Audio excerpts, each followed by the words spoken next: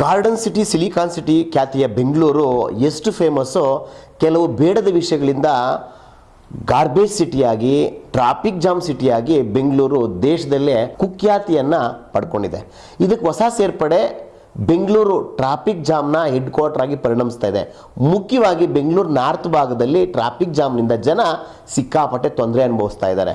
Bengaluru north traffic ವಿಭಾಗದ Devanahalli international airport traffic police station, Chikkajala, Hennur ಮತ್ತು ಯಲಹಂಕ ಭಾಗದ ಜಂಕ್ಷನ್ಗಳಲ್ಲಿ ಮುಖ್ಯವಾಗಿ ಸ್ಕೂಲ್ಸು, ಕಾಲೇಜುಗಳಿರ್ತಕ್ಕಂಥ ಸಾವಿರಾರು ಜನ ಓಡಾಡ್ತಕ್ಕಂಥ ಟೈಮಿಂಗ್ಸ್ನಲ್ಲಿ, ಪೀಕ್ ಅವರ್ಸ್ನಲ್ಲಿ ಹೆವಿ ವೆಹಿಕಲ್ಸ್ಗೆ ನಿರ್ಬಂಧ ಇದೆ. ಆದರೆ ಇದು ಕಾನೂನು ಬರೀ ಕಾನೂನಾಗೆ ಪೇಪರ್ಗೆ ಮಾತ್ರ ಸೀಮಿತನ, ಅನುಷ್ಠಾನ ಆಗ್ತಾ ಇಲ್ಲ.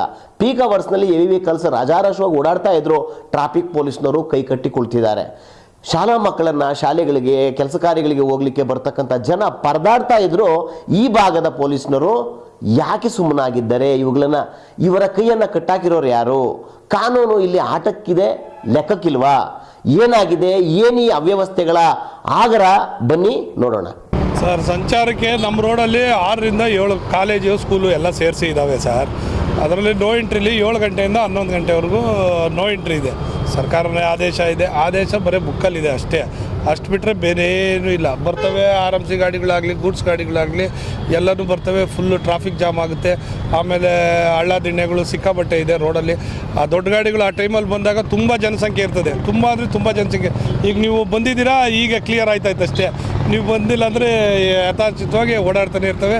ಆ ಲಾರಿಯವ್ರನ್ನೇನೋ ಕೇಳಿದ್ರೆ ಪೊಲೀಸವ್ರೇ ಕೇಳಲ್ಲ, ನೀವೇನು ಕೇಳ್ತೀರೋ ಹೋಗಿ. ಹಾಗಾಗಿ ನಾವು ACP ಸಾಹೇಬ್ರಿಗೆ ಹೋಗಿ RT ನಗರದಲ್ಲಿ ಕಂಪ್ಲೇಂಟ್ ಕೊಟ್ಬಿಟ್ಟು ಬಂದ್ರಿ ಸರ್.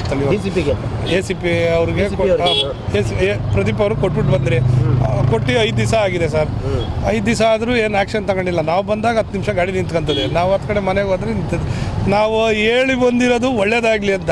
ಇನ್ನೂ ಹೆಚ್ಚಾಗ್ತಾ ಇದ್ದೇವೆ, ನಾ ಕಮ್ಮಿ ಅಂತೂ ಆಗಿಲ್ಲ ಸರ್. ಸರ್, ಈಗ BBMP ಲಿಮಿಟ್ಸಲ್ಲಿ 7ರಿಂದ 11 ಗಂಟೆಗೆ ನೋ ಎಂಟ್ರಿ ಇದೆ. ಸಾಯಂಕಾಲ 4ರಿಂದ ತಿರ್ಗಾ 9ಕ್ಕೆ ನೋ ಎಂಟ್ರಿ ರೂಲ್ಸ್ ಮಾಡಿದ್ದಾರೆ. ಆದರೆ ಈ ನಮ್ಮ ಯಲಹಂಕ ರೋಡಲ್ಲಿ, ಬೆಳ್ಳಳ್ಳಿ ಕ್ರಾಸಿಂದ ಯಲಹಂಕ ರೋಡಲ್ಲಿ ಗಾಡಿಗಳು ಬರೋದ್ರಿಂದ ಈ ರೋಡಲ್ಲಿ ತುಂಬ ಸ್ಕೂಲ್ಗಳಿದ್ದಾವೆ. ತುಂಬ ಸ್ಕೂಲ್, ಒಂದು 6-7 ಸ್ಕೂಲ್ಗಳಿದ್ದಾವೆ. ಬೆಳಗ್ಗೆ ಹೊತ್ತು ಮಕ್ಕಳನ್ನ ಸ್ಕೂಲಿಗೆ ಬಿಡೋಕ್ಕೆ ಪೇರೆಂಟ್ಸ್ಗಳು ಗಾಡಿಗಳಲ್ಲಿ ಬರೋದ್ರಿಂದ ಆ ಟೈಮಲ್ಲಿ ತುಂಬ ಟ್ರಾಫಿಕ್ ಜಾಮ್ ಆಗ್ತಿದೆ ಒಂದು. ಮತ್ತು ಇಲ್ಲಿ ಒಂದು ಸ್ವಲ್ಪ ಸಿಮೆಂಟ್ ಗೋಡನ್ಗಳಿದ್ದಾವೆ. ಆ ಗೋಡನ್ ಗಾಡಿಗಳೆಲ್ಲ ಎರಡೂ ಕಡೆ ಪಾರ್ಕಿಂಗ್ ಮಾಡಿಬಿಡ್ತಾರೆ. ಎರಡೂ ಕಡೆ ಪಾರ್ಕಿಂಗ್ ಮಾಡೋದ್ರಿಂದ ಮತ್ತು ಇಲ್ಲಿರೋ ಗೂಡ್ಸ್ ಗಾಡಿಗಳಿಂದನೂ ಇಲ್ಲೊಂದು ಪ್ಲ್ಯಾಂಟ್ ಕೂಡ ಇದೆ. ಅಂದರೆ ಜಲ್ಲಿ ಡಸ್ಟೆಲ್ಲ ಹಾಕ್ಕೊಂಡು ಇದು ಮಾಡೋ ಪ್ಲ್ಯಾಂಟ್ ಕೂಡ ಇದೆ. ಆ ಗಾಡಿಗಳೆಲ್ಲ ರೋಡಲ್ಲಿ ನಿಂತ್ಕೊಂಡ್ಬಿಡ್ತವೆ, ಹೆವಿ ಗಾಡಿಗಳು. ಮತ್ತು ಹೆವಿ ಗಾಡಿಗಳು, RMC ಗಾಡಿಗಳಂತೂ ತುಂಬ ಬೆಳಗ್ಗೆ ಟೈಮ್ ಓಡಾಡ್ತಾನೆ ಇರೋದ್ರಿಂದ ಮಕ್ಕಳನ್ನ ಸ್ಕೂಲಿಗೆ ಬಿಡೋಕ್ಕೆ ತೊಂದರೆ ಆಗ್ತಾಯಿದೆ. ಮತ್ತು ಚಿಕ್ಕ ಪುಟ್ಟ ಗಾಡಿಗಳಲ್ಲಿ ಬೀಳೋದು. ನೀವು ನೋಡಿದ್ರೆ ಲಾಸ್ಟ್ ಟೈಮ್ ಒಂದು ಆಕ್ಸಿಡೆಂಟ್ ಆಗಿ ಮಗು ಕೂಡ ಸತ್ತೋಗೋಯ್ತು. ಇದೇ ಕಾರಣದಿಂದ ಈ ಗಾಡಿಗಳು ಓಡಾಡೋದ್ರಿಂದಲೇ ತಾನೇ ಟ್ರಾಫಿಕ್ ಜಾಮ್ ಆಗ್ತಿದೆ. ತಾಯಿ ಮಗು ಗಾಡೀಲಿ ಬಿದ್ದು ನೀವು ತಿಳ್ಕೊಂಡಿರ್ತಾರೆ, ಒಂದು ಮಗು ಕೂಡ ತೀರೋಯ್ತು. ಚಿಕ್ಕ ಪುಟ್ಟ ಆಕ್ಸಿಡೆಂಟ್ಗಳು ಆಗ್ತಾನೇ ಇದ್ದಾವೆ. ಆದರೆ ಇದು ಅಧಿಕಾರಿಗಳ ಗಮನಕ್ಕೆ ತಂದ್ರೂ ಅವರೇನು ಕ್ರಮ ತಗೊತಾ ಇಲ್ಲ. ಗಾಡಿಗಳನ್ನ ಸ್ವಲ್ಪ ಅವಾಯ್ಡ್ ಮಾಡ್ತಾ ಇಲ್ಲ ಸರ್. ಈ ಸರ್ಕಲಲ್ಲಿ ಸುಮಾರು ನಾವು ಬೆಳಗ್ಗೆ ಹೊತ್ತು ನಾವು ಗ್ರಾಮಸ್ಥರೆಲ್ಲ ಒಂದು 3-4 ದಿನ ಬಂದು ಅವರಿಗೆ ಸಪೋರ್ಟ್ ಮಾಡಿದ್ವಿ. ಸಪೋರ್ಟ್ ಮಾಡಿದಾಗ ಅವರು 4 ಜನ ಪೊಲೀಸರು ಇದ್ದರು, ನಾವು ಒಂದು 4 ಜನ ಗ್ರಾಮಸ್ಥರು ಬಂದು ಸಪೋರ್ಟ್ ಮಾಡಿದ್ವಿ. ನಾವಿಲ್ಲಿ ನಿಂತ್ಕೊಳ್ಳೋವರೆಗೂ ಗಾಡಿಗಳನ್ನ ನಿಲ್ಲಿಸಿದ್ರು ಸೈಡಲ್ಲಿ. ನಾವು ಇಲ್ಲಿಂದ ಈಗ ನಮ್ಮದು ಕೆಲಸ ಕಾರ್ಯಗಳಿದೆ ಎಲ್ಲ ಬಿಟ್ಬಿಟ್ಟು ನಾವು ದಿನ ಎಲ್ಲ ಪೊಲೀಸ್ ಕೆಲಸನೇ ಮಾಡ್ಕೊಂಡಿರೋಕ್ಕಾಗತ್ತಾ? ನಾವು ಈ ಕಡೆ ಹೋಗಿದ ತಕ್ಷಣ ಗಾಡಿಗಳನ್ನ ಅವರೇ ಬಿಟ್ಬಿಡ್ತಾರೆ, ಪೊಲೀಸರೇ ಬಿಟ್ಬಿಡ್ತಾರೆ. ಆ ಪ್ರಭಾವ ಬೀರ್ತಿದಾರೋ ಏನೋ ಗೊತ್ತಿಲ್ಲ. ಅದು ನಮಗೆ ಕ್ಲಿಯರಾಗಿ ಗೊತ್ತಿಲ್ಲ ಏನಾಗ್ತಿದೆ ಅಂತ. ಹಿರಿಯ ಅಧಿಕಾರಿಗಳಿಗೆ, ACP ಸರ್ಗೆ ಅವ್ರ ಟೇಬಲಲ್ಲಿ ನಾವು ಅಪ್ಲಿಕೇಶನ್ ಕೂಡ ಇಟ್ಟಿದ್ದೀವಿ. ಅವ್ರ ಅಪ್ಲಿಕೇಶನ್ ನೋಡಿದ್ರ ಇಲ್ಲ ಅನ್ನೋದು ನಮಗೆ ಗೊತ್ತಿಲ್ಲ. ಕಾಲ್ ಬ್ಯಾಕ್ ಮಾಡಿ ಅವ್ರನ್ನ ಕೇಳಿದ್ವಿ. ತಿರ್ಗಾ ಅವ್ರಿಗೂ ಸುಮಾರು ವೀಡಿಯೋಗಳು, ಲೈವ್ ವೀಡಿಯೋಗಳನ್ನೆಲ್ಲ ಕಳಿಸಿದ್ವಿ. ಓಕೆ, ನಾನು ಮಾಡಿಸ್ತೀನಿ ಅಂತ ಹೇಳ್ತಾರೆ ಹೊರತು ಅದು ಏನು ಕ್ರಮ ಕೈಗೊಳ್ತಾ ಇಲ್ಲ ಅವರು. ಈಗ ಇದಕ್ಕೆ ಮುಂಚೆನೇ ಮನವಿ ಒಂದು ಕೊಟ್ಟು ಬಂದಿದ್ದೀವಿ, ಅದನ್ನು ಸರಿಪಡಿಸ್ತಾರೆ ಅಂತಲೂ ವೆಯ್ಟ್ ಮಾಡಿದ್ವಿ ಇಲ್ಲಿವರೆಗೂ. ಆ ವಿಚಾರವಾಗಿ ಇಲ್ಲಿವರೆಗೂ ಯಾವುದೇ ರೀತಿಯ ಕ್ರಮ ಜರುಗಿಸಿಲ್ಲ ಅವರು. ನಮ್ಮ ಕೋಗಿಲು ಕ್ರಾಸಿಂದ ಹಿಡಿದು ನೀವು ಹೇಳಿದಾಗೆ ರೇವಾ ಕಾಲೇಜು ಮತ್ತು ನಮ್ಮ ಬೆಳ್ಳಳ್ಳಿ ಮತ್ತು ಹೆಗಡೆ ನಗರ ಸಂಬಂಧಪಟ್ಟಂಗೆ ಸರ್ಕಾರದೇ ಒಂದು ಆದೇಶ ಇದೆ. ಬೆಳಗ್ಗೆ 7 ಗಂಟೆಯಿಂದ 11 ಗಂಟೆವರೆಗೂ ಭಾರಿ ವಾಹನಗಳು ಎಂಟ್ರಿ ಆಗಂಗಿಲ್ಲ ಇದು ಸಿಟಿ ಲಿಮಿಟ್ಸ್ ಒಳಗಡೆ ಅಂತ. ಮತ್ತು 4ರಿಂದ 9 ಒಳಗಡೆ ಎಂಟ್ರಿ ಆಗಬಾರ್ದು ಅಂತಲೂ ಇದೆ. ಬಟ್ ಇಲ್ಲೇನಾಗ್ತಿದೆ ಅಂದರೆ ಬೆಳಿಗ್ಗೆ ಸ್ಕೂಲ್ ಟೈಮಿಂಗ್ ಅಂದರೆ ಪೀಕ್ ಅವರ್ಸ್ ಏನಿದೆ, ಕೆಲಸಕ್ಕೆ ಹೋಗುವಂಥ ಸಮಯದಲ್ಲಿ ಸಾಕಷ್ಟು ವಾಹನಗಳು ಇವ್ರದ್ದು ಟ್ರಸ್ಟ್ ತುಂಬ್ಕೊಬರೋದಾಗಲಿ ಮತ್ತು RMC ಗಾಡಿಗಳಾಗಲಿ, ಜೊತೆಗೆ ಈ ಭಾರಿ ವಾಹನಗಳು ಸಾಕಷ್ಟು ಓಡಾಡ್ತಾ ಇದ್ದಾವೆ. ನಾವು ಕ್ರಮ ಜರುಗಿಸಿ ಅಂತ ಒಂದಷ್ಟು ಮನವಿ ಕೊಟ್ಟಿದ್ರು ಸಹ ಇಲ್ಲಿವರೆಗೂ ಅದರ ಬಗ್ಗೆ ಯಾವುದೇ ಕ್ರಮ ಆಗಿಲ್ಲ. ಆಮೇಲೆ ಎರಡೂ ಬದಿಯಲ್ಲೂ ನಮ್ಮ ಎಸ್ಪೆಷಲಿ ಕೋಗಿಲು ಕ್ರಾಸ್ ಟು ಬೆಳ್ಳಳ್ಳಿವರೆಗೂ ಎರಡೂ ಬದಿಯಲ್ಲೂ ವಾಹನ ನಿಲ್ಲಿಸ್ಕೊಂಡೇ ಇರ್ತಾರೆ. ನಾವು ಇಲ್ಲಿವರೆಗೂ ತೆರವು ಮಾಡಿ ಅಂತ ನಮ್ಮ ಯಲಹಂಕ ಟ್ರಾಫಿಕ್ ಅವ್ರಿಗೂ ಆಗಲೇ ಒಂದು 4 ವರ್ಷದ ಮುಂಚೆ ಮನವಿ ಕೊಟ್ಟಿದ್ವಿ. ಅದು ಆ ಸಮಯಕ್ಕೆ ಮಾತ್ರ ಅದನ್ನು ತೆರವು ಮಾಡಿದ್ರು, ಮತ್ತೆ ತೆರವು ಆಗಿಲ್ಲ ಇಲ್ಲಿವರೆಗೂ. ಅದು ಸತತವಾಗಿ ನಡೀತಾನೆ ಇದೆ. ಹಾಗೆ ಜಲ್ಲಿ ಕ್ರಷರ್ ವೆಹಿಕಲ್ಸು ಎಸ್ಪೆಷಲಿ ಇನ್ನು ಕೋಗಿಲು ಬಡಾವಣೆಯಲ್ಲಿ ನಮ್ಮ ಶ್ರೀನಿವಾಸಪುರ ಯೂರೋ ಸ್ಕೂಲಿಂದ ಆಚೆಗೆ ಆ ಕಡೆಗೆ ಬಡಾವಣೆವರೆಗೂ ಅಲ್ಲೇನಾಗಿದೆ, ಸಾಕಷ್ಟು ವಾಹನಗಳು ಈ ಜಲ್ಲಿ ಗಾಡಿಗಳಾಗಲಿ ಮತ್ತು RMC ವೆಹಿಕಲ್ಸು ಜೊತೆಗೆ JCBಗಳು ಎರಡೂ ಬದೇ ಕಡೆ ನಿಲ್ಲಿಸಿರ್ತಾರೆ. ಎರಡೂ ಬಡೆ ಕಡೆ ನಿಲ್ಲಿಸ್ಕೊಂಡು ಅಲ್ಲೇ ಇರುತ್ತೆ ಗಾಡಿ ಬೆಳಗಿನ ಸಂಜೆವರೆಗೂ. ಅದನ್ನು ಇಲ್ಲಿವರೆಗೂ ಎಷ್ಟೇ ಮನವಿ ಕೊಟ್ಟಿದ್ರು ತೆರವು ಮಾಡ್ತಾ ಇಲ್ಲ ಅವರು. ಹಾಗೆ ಡಸ್ಟ್ ಕ್ರಷರ್ಸ್ ಇದ್ದಾವೆ ಅಲ್ಲಿ. ಈ BBMP ಅವ್ರಿಗೂ ಅದ್ರ ಬಗ್ಗೆ ಒಂದು ಮನವರಿಕೆ ಇದೆ ಅವ್ರಿಗೂ, ಬಟ್ ಅವ್ರೇನು ಕ್ರಮ ವಹಿಸ್ತಿಲ್ಲ. ಸಾಕಷ್ಟು ಡಸ್ಟ್ ಬರುತ್ತೆ ಅಲ್ಲಿ ಕ್ರಷರ್ ಇದೆ, ಜೊತೆಗೆ ಇದು ಯಾವುದು RMC ಯಾರ್ಡ್ ಕೂಡ ಇದೆ ಅಲ್ಲಿ. ಅದ್ರ ಜೊತೆಗೆ ಆಲೋಬ್ಲಿಕ್ಸ್ ಫ್ಯಾಕ್ಟ್ರಿ ಕೂಡ ಇದೆ. ಅವರೆಲ್ಲ ಏನಾಗ್ತಿದೆ ವೆಹಿಕಲ್ಸ್ನ ಇಲ್ಲಿಗಲ್ಲ ಸರ್, ಯಾವುದು ಲೀಗಲ್ ಇಲ್ಲ ಸರ್. ಆಲ್ರೆಡಿ ಸಿಟಿ ಲಿಮಿಟ್ಸಲ್ಲಿ ಇವೆಲ್ಲ ಪ್ರಾಹಿಬಿಷನ್ಸ್ ಇದೆ. ಬಟ್ ಇವರೇನು ಮಾಡ್ತಾ ಇದ್ದಾರೆ, ಲೀಗಲ್ ಅಂತ ಹೇಳ್ಕೊಂಡು ಅದನ್ನು ಸತತವಾಗಿ ನಡೆಸ್ಕೊಂಡೇ ಬಂದರೆ ಯಾವುದೇ ರೀತಿಯ ಕ್ರಮ ಸರ್ಕಾರದಿಂದ ಆಗಿಲ್ಲ ಸರ್ ಇಲ್ಲಿವರೆಗೂ. ನೋವು ಏನಂದರೆ ಇವಾಗ ದೊಡ್ಡ ಗಾಡಿಗಳು ಇವರು ನೋ ಎಂಟ್ರಿ ಮಾಡ್ತಾ ಇದ್ದಾರೆ. ಏನು ಪ್ರಯೋಜನ, ಇಲ್ಲಿ ಮಾಡಿದ್ರೆ ಪ್ರಯೋಜನ ಇಲ್ಲ. ದೇವನಹಳ್ಳಿಯಲ್ಲಿ ಮಾಡಬೇಕು. ಇದು ಲೋಕಲಲ್ಲಿ ನೋಡಿ ಒಂದು ಚಿಕ್ಕ ಗಾಡಿ ಬರುತ್ತೆ 600-700 ರೂಪಾಯಿ ಉಳಿತೈತೆ. ಪೊಲೀಸವ್ರನ್ನ ಏನೋ ಒಂದು ರಿಕ್ವೆಸ್ಟ್ ಹಂಗೆ ಮಾಡೋಕ್ಕೋದ್ರೆ ಏನೂ ಸಿಕ್ಕಲ್ಲ. ಲೋಕಲರೆಲ್ಲ ಇವಾಗ ಕೇಳ್ಕೊಂಡು ಇಲ್ಲಿ ಹತ್ರ ಮೋಲ್ಡ್ ನಡೀತಾ ಇರುತ್ತೆ, 500-1000 ರೂಪಾಯಿಗೆ ಬಾಡಿಗೆ ಹೊಡಿತೀವಿ. ನಮ್ಮದೇ 2 ಗಾಡಿ ಇದೆ, ಇಲ್ಲ ಅಂತ ಹೇಳಿಲ್ಲ. ನೋ ಎಂಟ್ರಿಗೆ ಹೊಡೆಯೋದು ತಪ್ಪೇ. ಆದರೆ ಏನೋ ಒಂದೊಂದು ನೋ ಎಂಟ್ರಿ ಟೈಮಲ್ಲಿ 11 ಗಂಟೆವ್ರು ಗಾಡಿ ನಿಲ್ಸೋಕ್ಕಾಗಲ್ಲ. ಕೇಳ್ಕೊಂಡು ಈ ಲೋಕಲಲ್ಲಿ ಅಲ್ಲಿ ಒಂದೊಂದು ಲೋಡ್ ಹಾಕ್ಕೊತೀವಿ. ದೊಡ್ಡ ಗಾಡಿಗಳು ಮಾಡಲಿ, ಅವ್ರು ಉಳಿತೈತೆ. ನಮಗೇನು 500-1000 ಹೊಡ್ಕೊಳೋರ್ಗೆ ಏನು ಉಳಿಯಲ್ಲ.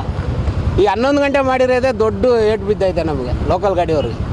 ಬೆಂಗಳೂರು ನಗರದ ಉತ್ತರ ವಿಭಾಗದಲ್ಲಿ ಸುಗಮ ಸಂಚಾರಕ್ಕಾಗಿ ಹಾಗೂ ಟ್ರಾಫಿಕ್ ಕಂಜೆಷನ್ ಇರಲಾರ್ದಂತೆ ನೋಡ್ಕೊಳ್ಳೋ ಸಲುವಾಗಿ ಪ್ರತಿದಿನ ಈ ಒಂದು ಆಯುಕ್ತರ ಕಚೇರಿಯಿಂದ ಬಂದಿರತಕ್ಕಂಥ ಒಂದು ಆದೇಶ, ಪ್ರತಿದಿನ ನಾವು ಬೆಳಗ್ಗೆ 7ರಿಂದ 11 ಗಂಟೆವರೆಗೂ ಮತ್ತು ರಾತ್ರಿ ಸಂಜೆ 4ರಿಂದ 10 ಗಂಟೆವರೆಗೂ ಯಾವುದೇ ಹೆವಿ ಗೂಡ್ಸ್ ವೆಹಿಕಲನ್ನು ಸಿಟಿ ಲಿಮಿಟ್ಸ್ ಒಳಗಡೆ ನಾವು ನಿರ್ಬಂಧವನ್ನು ಮಾಡಿರ್ತೇವೆ. ಯಾಕಂದರೆ ಇದು ಅಷ್ಟೇ, ಈ ಅವರ್ಸಲ್ಲಿ ಆಫೀಸ್ ಕಚೇರಿ ಕರ್ತವ್ಯ ಇರ್ತವೆ, ಇತ್ಯಾದಿ ಸ್ಕೂಲ್ ಹೋಗೋದಿರ್ತದೆ, ಇತ್ಯಾದಿ ಇರೋ ಒಂದು ಸಂದರ್ಭದಲ್ಲಿ ಈ ಥರ ಹೆವಿ ವೆಹಿಕಲ್ ಆಫ್ ರೋಡ್ ಆಗೋ ಸಂಭವ ಇರ್ತದೆ ಮತ್ತು ಹೆವಿ ವೆಹಿಕಲ್ ಮೂಮೆಂಟು ಸ್ಲೋ ಇರ್ತದೆ. ಹಂಗಾಗಿ ಟ್ರಾಫಿಕ್ ಸಂಚಾರ ಒಂದು ಸ್ವಲ್ಪ ಸ್ಲೋ ಆಗ್ತದೆ ಅಂತಂದು ಇದನ್ನು ನಾವು ನಿರ್ಬಂಧವನ್ನು ಮಾಡಿದ್ದೇವೆ.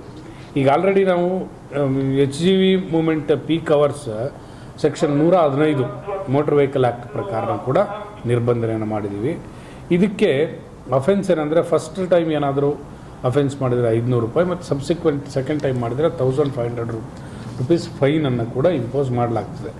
ನಮ್ಮ ಒಂದು ಇದರಲ್ಲಿ ಈ ನಾವು ಉತ್ತರ ವಿಭಾಗದಲ್ಲಿ ಈಗಾಗಲೇ ನಾವು ಟೋಟಲ್ ನಂಬರ್ ಆಫ್ ಕೇಸಸ್ 1/1/2025 31/12/2025ವರೆಗೂ 1417 ಕೇಸ್ಗಳನ್ನು ದಾಖಲೆ ಮಾಡಿ ಸುಮಾರು 7,11,950 ರೂಪಾಯಿಗಳ ಫೈನನ್ನು ಕೂಡ ನಾವು ಕಟ್ಸ್ಕೊಂಡಿದ್ದೀವಿ.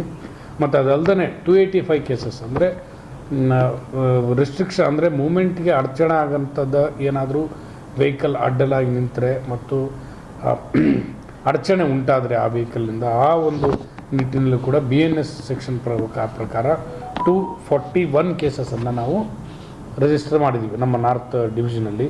ಸೊ ಇದರ ಉದ್ದೇಶ ಅಷ್ಟೇ ಏನಂದರೆ ಪೀಕ್ ಅವರ್ಸಲ್ಲಿ ಕೆಲವೊಂದು ಕಚೇರಿ, ಶಾಲಾ ಮತ್ತು ಇನ್ನಿತರೆ ವರ್ಕ್ಗಳಿರೋದ್ರಿಂದ ಈ ಒಂದು ವೆಹಿಕಲ್ಗಳೇನಾದರೂ ನಾವು ಬಿಟ್ಟರೆ ಸುಗಮ ಸಂಚಾರಕ್ಕೆ ನಾವು ಅಡಚಣೆ ಉಂಟಾದಂಗೆ ಆಗುತ್ತೆ. ಆ ಒಂದು ನಿಟ್ಟಿನಲ್ಲಿ ಈ ಮಾರ್ಪಾಡು ಆದೇಶವನ್ನು ಮಾಡಿದ್ದಾರೆ. ಮೊನ್ನೆ ಆಯುಕ್ತರ ಕಚೇರಿಯಿಂದ, ಮೊನ್ನೆ ಜಂಟಿ ಪೊಲೀಸ್ ಆಯುಕ್ತರ ಕಚೇರಿಯಿಂದ ಸ್ಟ್ರಿಕ್ಟಾಗಿ ಫಾಲೋ ಮಾಡೋಂಥ ಆದೇಶ ನಮಗೆ ಕೂಡ ಇದೆ. ಸೊ ಅದ್ರ ಸಲುವಾಗಿ ನಾವು ಈ ಆದೇಶವನ್ನು ಪಾಲನೆ ಮಾಡಿ ಯಾವುದೇ ರೀತಿಯಿಂದ ಪೀಕ್ ಅವರ್ಸಲ್ಲಿ ನಾವು ಯಾವುದೇ ರೀತಿಯಿಂದ HGV ವೆಹಿಕಲ್ಸನ್ನು ಸಿಟಿ ಒಳಗಡೆ ಬರಲಾರ್ದಂಗೆ ನೋಡಿಕೊಂಡು ಇದನ್ನು ನಾವು ಅನುಸರಿಸ್ತಾ ಬಂದಿದ್ದೇವೆ. ಈಗ ಆ ಥರ ದೂರುಗಳನ್ನ ಸದ್ಯಕ್ಕೆ ಏನು ಬಂದಿಲ್ಲ. ಯಾಕಂದರೆ ಈಗಾಗಲೇ ನಾವು ಮಾದನಾಯಕನಹಳ್ಳಿ ಪೊಲೀಸ್ ಠಾಣಾ ವ್ಯಾಪ್ತಿಯನ್ನು ಕೂಡ ನಾವು ಸಂಚಾರ ಇದು ವ್ಯವಸ್ಥೆಗೂ ಕೂಡ ನಾವು ರೆಗ್ಯುಲೇಷನ್ಸ್ ಮಾಡ್ತಾ ಇದ್ದೀವಿ. ಅದಲ್ಲದೆ ನಮ್ಮಲ್ಲಿ 2 ಪಾಯಿಂಟ್ಗಳಿವೆ. ಒಂದು ತುಮಕೂರು ಕಡೆಯಿಂದ ಬರೋಂಥ HGV ವೆಹಿಕಲ್ಸ್ ಮತ್ತು ದೇವನಹಳ್ಳಿ ಕಡೆಯಿಂದ HGV ವೆಹಿಕಲ್ಸ್. ನಾವು ತುಮಕೂರು ಕಡೆಯಿಂದ ಬರೋ ವೆಹಿಕಲ್ಸನ್ನು ಈ ನೈಸ್ ರೋಡ್ ಆ ಕಡೆನೇ ನಾವು ಅದನ್ನು ಸ್ಟಾಪ್ ಮಾಡ್ತಾಯಿದ್ವಿ. ದೇವನಹಳ್ಳಿಯಲ್ಲಿ ಬರ್ತಕ್ಕಂಥ HGV ವೆಹಿಕಲ್ಸನ್ನು ನಾವು ತಡೆ ಹಿಡಿದು ಈ ಅವರ್ಸಲ್ಲಿ ತಡೆ ಹಿಡಿದು ನಂತರದಲ್ಲಿ ಅವರಿಗೆ ನಾವು ಅನುಕೂಲ ಮಾಡಿಕೊಡ್ತಾ ಈ ಹೆವಿ ವೆಹಿಕಲ್ಸು, ಕಾಂಕ್ರೀಟ್ ವೆಹಿಕಲ್ಸು ಇವೆಲ್ಲ ಸ್ಕೂಲ್ ಟೈಮಿಂಗ್ಸಲ್ಲೇ ಜಾಸ್ತಿ ಓಡಾಡ್ತಾ ಇದೆ ಅಂತೇಳಿ 800 ಲಿಮಿಟ್ಸು, ಚಿಕ್ಕಜನ ಲಿಮಿಟ್ಸು, ಆ ಲಿಮಿಟ್ಸಲ್ಲಿ ಸಾರ್ವಜನಿಕರು ಸಹ ACP ಅವರಿಗೆ, ಪೊಲೀಸ್ನವ್ರಿಗೆ ಗಮನಕ್ಕೆ ತರ್ತಾ ಇರ್ತಕ್ಕಂಥ ಕೆಲಸ ಆಗ್ತಾ ಇದೆ. ಈ ಪ್ರಾರಂಭದಲ್ಲಿ ಯಾರಾದ್ರೂ ಜನ ನೋಡಿದಾಗ ಅವಾಯ್ಡ್ ಮಾಡ್ತಾರೆ, ಈ ಮುಖ್ಯ ಟೈಮಲ್ಲಿ ಬಿಟ್ಬಿಡ್ತಾರೆ ಅನ್ನೋ ಆರೋಪಗಳು ಇದೆ ಸರ್. ಅದನ್ನು ನಾನು ನೋಡ್ತೀನಿ. ಅದರಿಂದ ಬಗ್ಗೆ ಇದುವರೆಗೂ ಲಿಖಿತವಾಗಿ ನನಗೇನು ಬಂದಿಲ್ಲ. ಅವ್ರು ಅಂಥದ್ದೇನೋ ಬಂದಾದರೆ ಸ್ಟ್ರಿಕ್ಟಾಗಿ ಇಂಪ್ಲಿಮೆಂಟ್ ಮಾಡಿ.